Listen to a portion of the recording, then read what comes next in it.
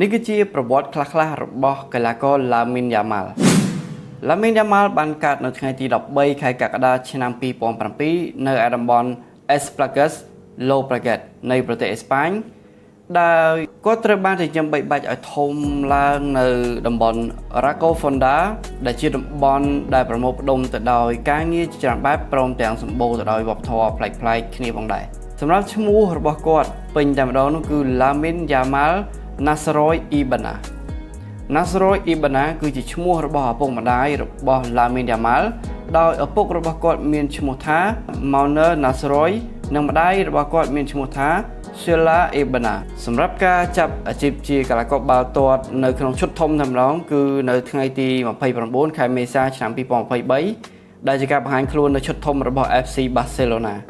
Lamine Yamal បានចាប់ផ្ដើមលេងបាល់ទាត់ដំបូងនៅក្លឹប CF LA Torrat ឬក៏ CF La Torrat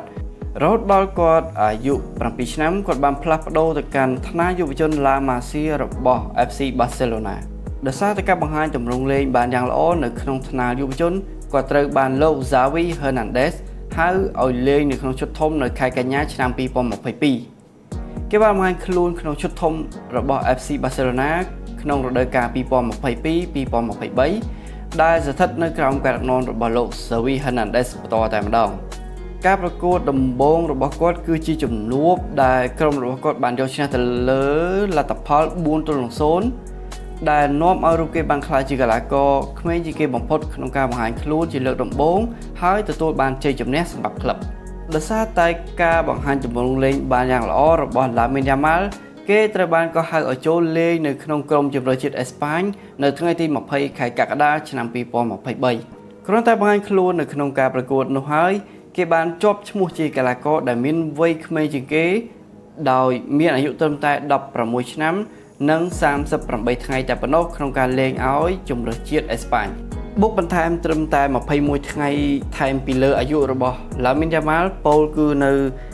អាយុ16ឆ្នាំនិង57ថ្ងៃគេបានលេងឲ្យជម្រើសជាតិអេស្ប៉ាញហើយក៏ជាប់ជាកីឡាករដែលបង្ហាញខ្លួននិងរកគ្រាប់បាល់ឲ្យក្រុមជម្រើសជាតិនៅក្នុងវគ្គជម្រុះពានរង្វាន់យូរ៉ូអញ្ចឹងនេះគឺជាប្រវត្តិទ្រង់មួយចំនួនតែប៉ុណ្ណោះអំពីកីឡាករ Lamine Yamal ជួបជាមួយនឹងខ្ញុំនៅវីដេអូក្រោយ